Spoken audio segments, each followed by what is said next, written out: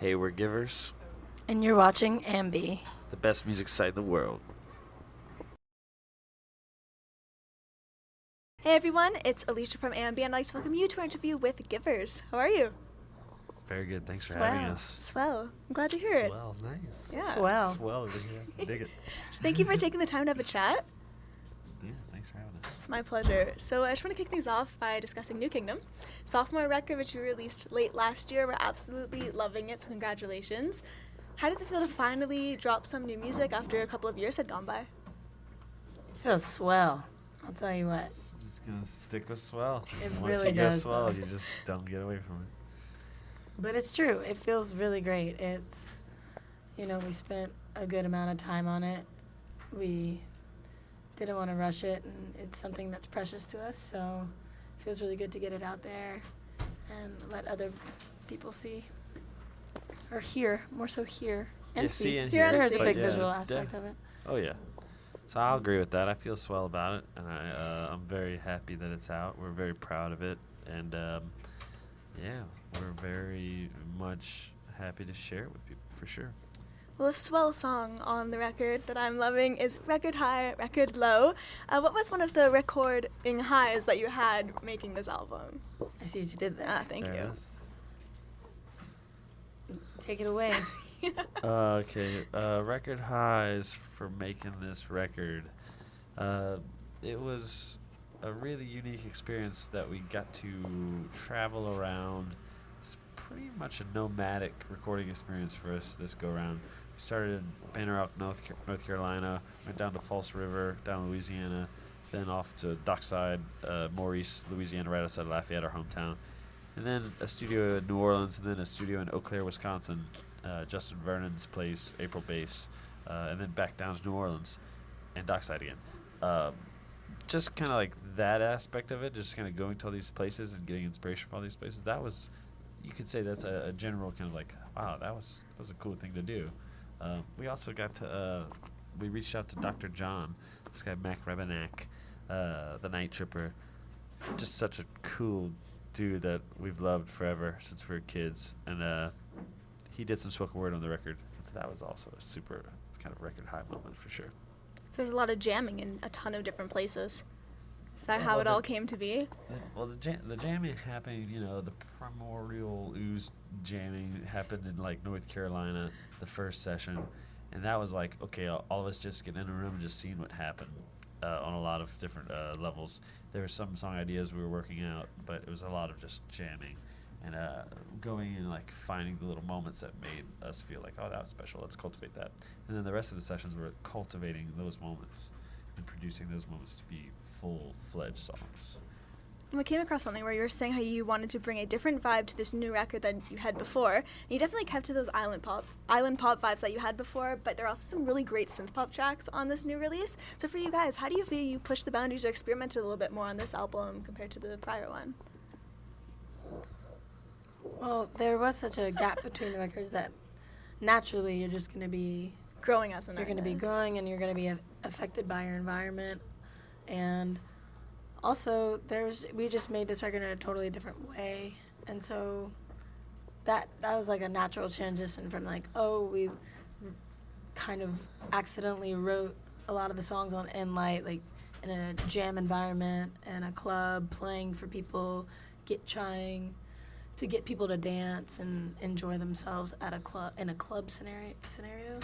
And so this one had very little, if not zero amount of that kind of intention. It wasn't made in that environment. And so naturally I think that's how it kind of evolved into something more synth heavy and being in the studio and kind of And just chopping and editing stuff. And so if you kind of explore the record, there's no, bouncy kind of African things.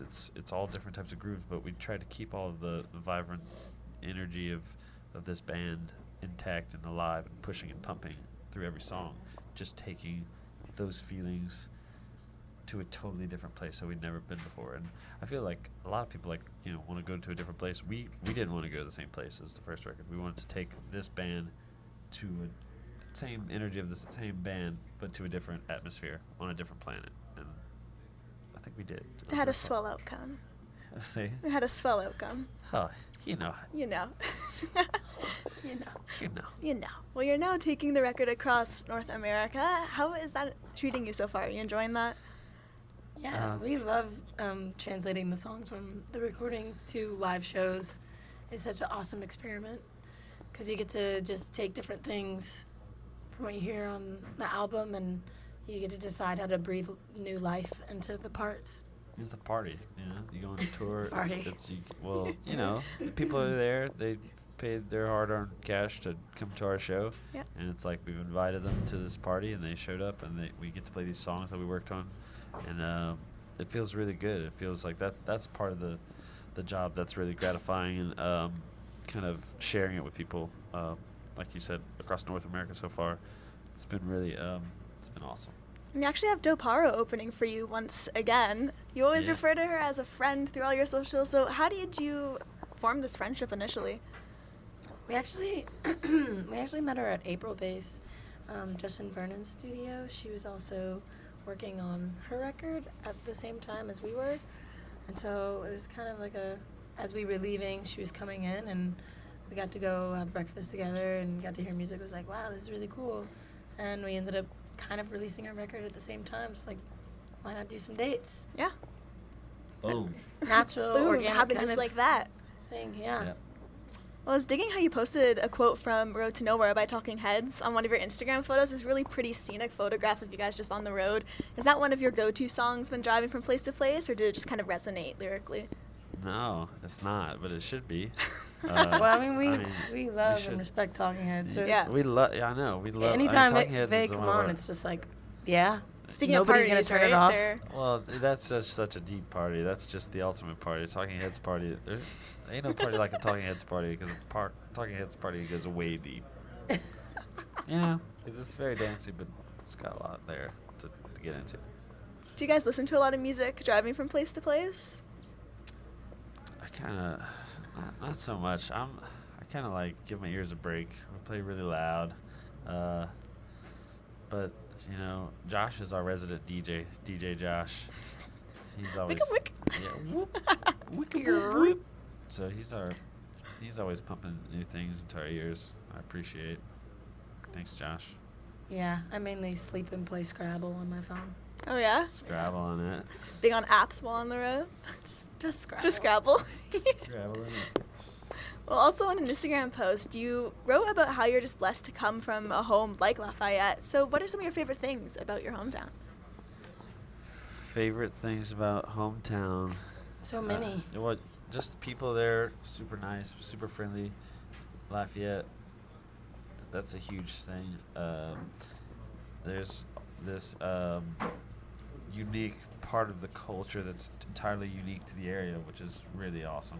Once you experience that, you get to be like, whoa, this is a Zydeco band in this club. There's nothing like it anywhere else in the world. Like the type of music, the club environment, the dancing, is really Wildin' out. it is wild. Wildin' and, out. and I mean, you could wild out if you like, but I mean, it's just like this mixture, like the music in that regard, like the Zydeco music and the Cajun music. Eventually, like right out of high school, I started getting hip to it. Growing up, we weren't really like acclimated to it. We were like into it at all. It's like, oh, that's old people music. And then once we like got out of high school, we were all like checking it out, going to these shows, being like, whoa, This is good these music. grooves are deep, and this music is soulful, and this is awesome. Yeah, And so we it's became really fond of it in super the later fun. years. Yep. Well, when I was doing some digging, I came across this tweet that you posted back in 2014, and it was about WrestleMania and football. For you guys, are you fans of football? Are you friends of wrestling? Is it both? Hold it. Okay, a quote about, but what did it say? It was a retweet from Somebody the New hacked Orleans us? Saints From the Saints, but Oh, about yeah. WrestleMania and football? and football. Okay, well, I mean, I personally can't really answer like totally accurately to that, but I will Yeah, say we love that. the Saints. Oh yeah, we love the Saints. Saints but, fans right here. But that's given. But the WrestleMania part, that's weird. But I will say, I when can was- dig this tweet up for you. It was we- we- 100% we can on get there. I agree, but I'm just gonna admit, in middle school, I definitely had a point in my life where I was like into wrestling. I was like watching wrestling on the Reggie, and yeah, you know, it was pretty weird to look back and think that I was like into that, you know. But Really? Why do you find it weird? I mean, not really weird, but just kind of weird. Like Weird as in it's normal. I weird guess. as in like a 6th grade boy, like being eager to get to like the little commons area to like talk with his friends about, oh, did you see what happened last night? Diamond Dallas Page, out of nowhere, he switched over to the bad guys. You know, NWO. It's like That's our modern ridiculous. day. The bad guy.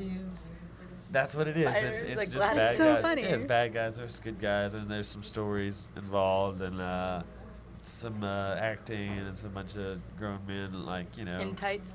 in tights, kind of like really coordinating some athletic, you know.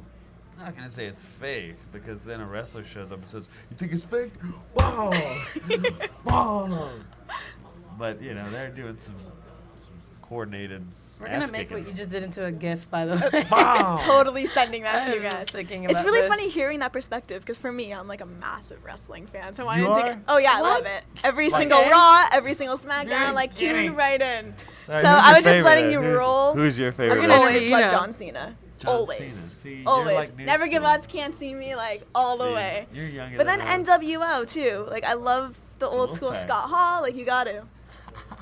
Yep. Well, Crazy. maybe it's seeped into, you know, So funny. your childhood wrestling seeped into a song called Sleeper Hold. Oh, see. Yeah, There you go. There Put you him in go. the sleeper hold. Put him in the Check sleeper it hold. out. Got him. Subconsciously. Totally. Yeah. Wow. You're totally right. Yeah, yeah. There it is. There it is. It's so cool you like wrestling. Though. That's Yeah, funny. thank you. Well, just to wrap things up today with you both, anything you want to say to your fans who are going to be viewing the interview? Help us. They're holding us hostage here. Please. Please come as soon as you can. It seems like a nice interview, but it's not. It's been dreadful the whole time. Yes. Please just send help. No, Hurry. you know, just if you're tuning in, if you're checking this interview out, you're just checking out our band, thank you.